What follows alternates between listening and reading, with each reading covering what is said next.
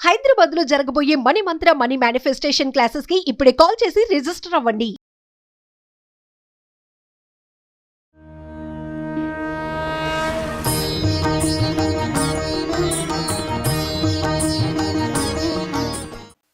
గమనించే ఉంటారు ఈ పాటికి. కానీ మళ్ళీ ఇంకొకసారి గుర్తు చేస్తున్నాను భక్తుల సౌకర్యార్థం.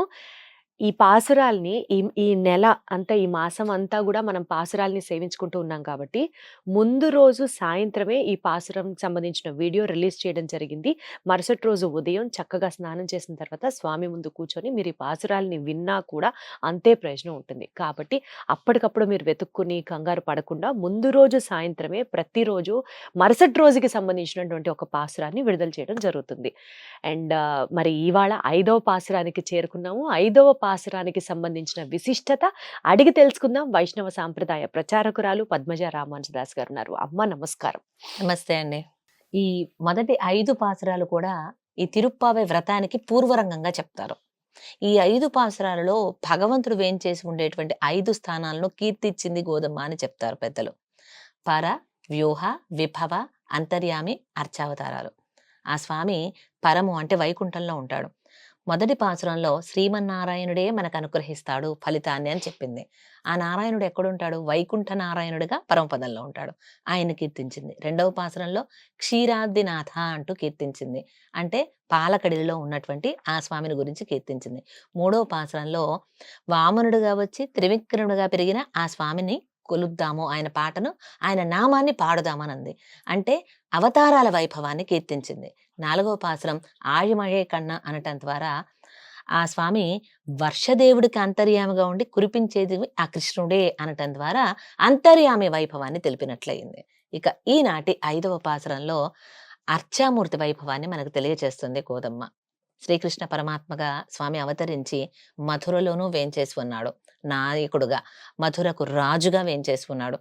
అలాంటి ఆ స్వామి యొక్క వైభవాన్ని పలు నామాలతో కీర్తించమని చెప్తుంది గోదమ్మ. ఈ వ్రతం చేసేటప్పుడు మనకు సందేహం రావచ్చు.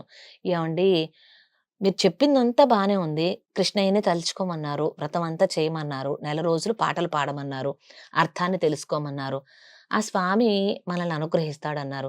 కానీ నేను చాలా తప్పులు చేశానండి, ఇన్ని తప్పులు చేసిన నేను ఈ వ్రతం చేయడానికి అర్హురాలు నేనా? నేను చెయ్యవచ్చా లేదా? నేను చేస్తే సహజంగా అందరం ఈ అనుకునే డౌటే. తప్పులు చూసి స్వామి నన్ను క్షమిస్తాడా? నాకు ఇస్తాడా ఫలం?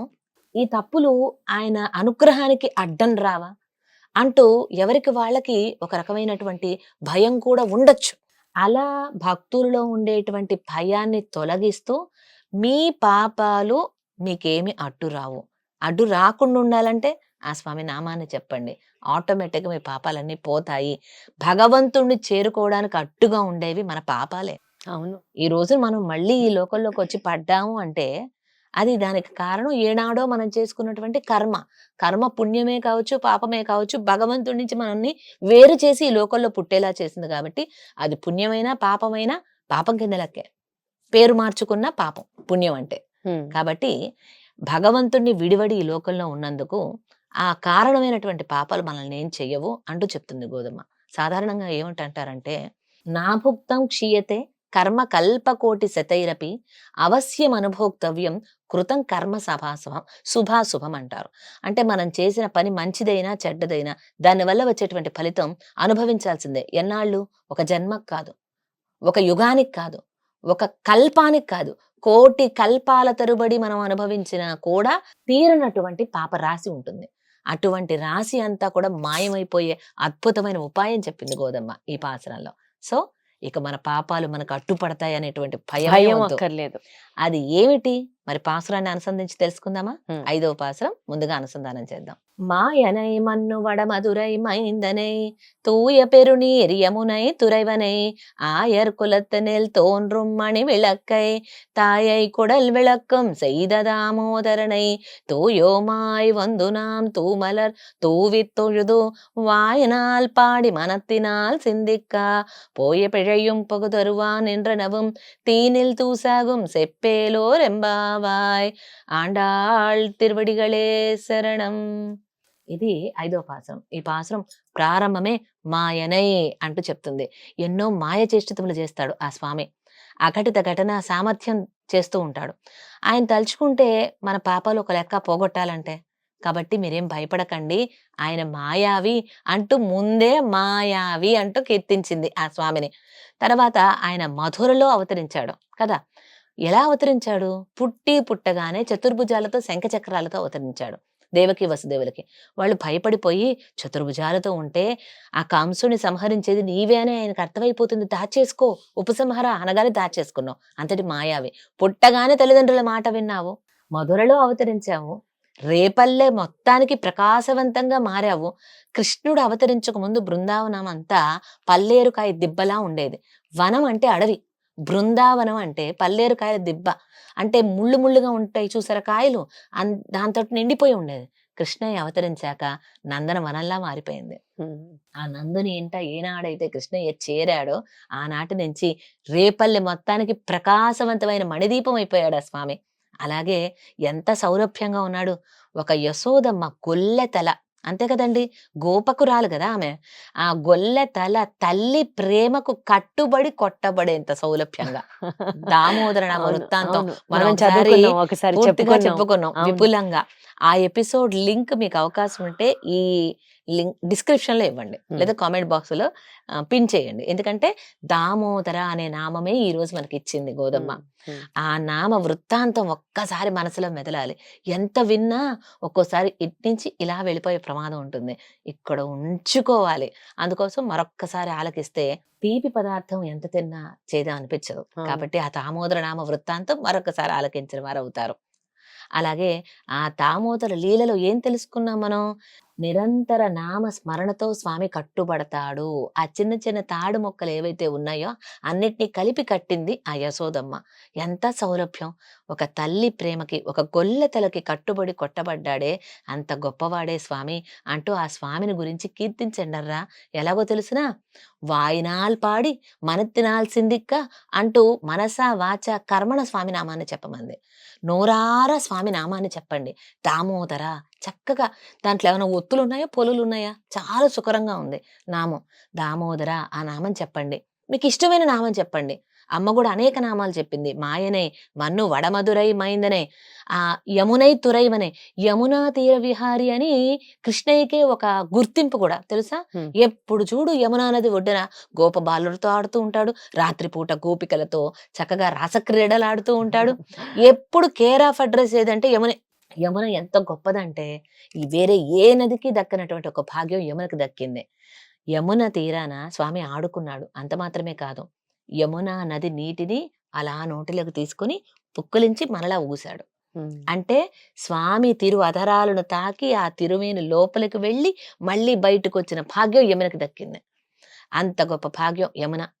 భగవంతుడు శ్రీమన్నారాయణుడు పరమపదం నుంచి భూమి మీదకి శ్రీకృష్ణుడిగా అవతరిస్తుంటే విరజానదిగా యమునా నదిగా వచ్చిందట. అందుకే రామచంద్రమూర్తి అవతరించినప్పుడు అయోధ్యను గురించి చెప్తారు గాని సరయూ నది గురించి ఎక్కడ గొప్పగా చెప్పరు.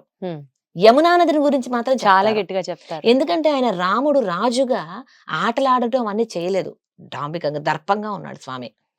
ఈయనేంటి ఎప్పుడు యమునా నది ఒడ్డునే ఆడుతూ ఉండేవాడు. అదొక స్వరూప నిరూపకంగా ఆయన ఎప్పుడు అక్కడే ఉంటూ ఉండేవాడు. ఇంట్లో లేడు అంటే యమునా నది ఒడ్డునే అలా ఉండేవాడు. ఇక మధుర ఎంతో గొప్పది. మనకి మధుర అనేక యుగాలను కూడా చూసిందండి. ఇప్పటికిప్పుడు వచ్చింది కాదు. మధుర నగరంలోనే వామనుడు సిద్ధాశ్రమాన్ని నిర్మించుకొని అక్కడ ఉన్నాడు కొన్నాళ్ళు, వామనమూర్తిగా కృతయుగంలో.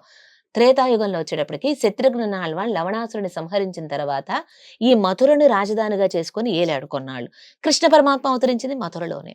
అటువంటి గొప్పది మధుర, ఆ యమునా నదీ తీరాన. అటువంటి ఆ పురాధీసుడు అంటూ చెప్పుకోవచ్చు. మధురాపురాధీసుడు, యమునా తీర విహారుడు, దామోదరుడు యొక్క నామాన్ని నోరార పాడండి. మనసారా స్వామిని తలుచుకోండి. చేతులారా స్వామికి నమస్కారం చేయండి, అంజలి ఘటించండి అంటూ చెప్తుంది. అంజలి పరమాముద్ర క్షిప్రం దేవం ప్రసాది అని ఒక్కసారి అంజలి చేయగానే ఆ స్వామి కరిగిపోతాడు నీరులాగా. మన పాపాలన్నీ పోగొడతాడు. ఎలాగో తెలుసా? తీనెల్ తూసాగం. ఇంత పెద్ద దూది చిన్న నిప్పు కణం మీద పడింది అనుకోండి, ఏమవుతుంది? మొత్తం కాలిపోతుంది. కాలిపోయి బూడిద కూడా మిగలదు. అలాగే మన పాపరాశి ఎంత పెద్దదైనా ఎప్పుడైతే స్వామి నామం చెప్తామో ఆ నామం అగ్ని లాంటిది. మన పాప రాశిని మొత్తాన్ని దగ్ధం చేసేస్తుంది. సెప్పు అంటే చెప్పు అంటుంది, ఏలోరెంబావాయ్. కాబట్టి నామాన్ని చెప్పమని గోధుమ పదే పదే చెప్తుంది. ఇక నుంచి ప్రతిరోజు ఎవరి ఇష్ట దైవాన్ని స్మరించుకుంటూనో ఇష్టమైన ఒక నామాన్ని తీసుకొని, లేదా గోధుమ ఆనాటి పాసురంలో చెప్పినటువంటి నామాన్ని ఈ రోజు చెప్పుకుంటే, ఉదాహరణకి దామోదర అని చెప్పొచ్చు, యమునా తీర విహార చెప్పొచ్చు. అంత పెద్దది ఎందుకంటే దామోదర. దామోదర. చక్కగా దామోదర దామోదర నామాన్ని ఎలా త్రికరణ శుద్ధిగా మనస వాచ కర్మణ స్వామి నామాన్ని చెప్తే మన పాపాలు ఏవి మనల్ని దహించి వేయవు. ఆయన నామమే ఆ పాపాలను దహించి వేస్తుంది. ఇది విశ్వసించండి అని చెప్తుంది గోధమ్మ. ఎంత స్ట్రాంగ్ గా చెప్తున్నారంటే, ఒక నామం తలిస్తే చాలు మనం చేసిన పాపాలన్నీ కూడా కొట్టుకుపోతాయి అన్నది. కేవలం త్రికరణ శుద్ధితో ఆ స్వామిని జపిస్తే ఇంకా మనకి ఏ భయము లేదు, ఎవరి తోడు అవసరం లేదు. తిరుప్పావై పాటలు కూడా రానవసరం లేదు, మంత్రాలు రానవసరం లేదు, అవసరం లేదు. పూజ చేయాల్సిన పనే కూడా లేదు, నామం చెప్తే నామం చాలు. చెప్తే చాలు. ఎంత గట్టిగా ప్రతి పాసరంలో చెప్తున్నారు ఆవిడ. అద్భుతం అమ్మ. ఆండాళ్ తిరువడిగళే శరణం. ఆండాళ్ తిరువడిగలే శరణం. సర్వం సర్వం శ్రీకృష్ణార్పణమస్తు. శ్రీకృష్ణార్పణమస్తు.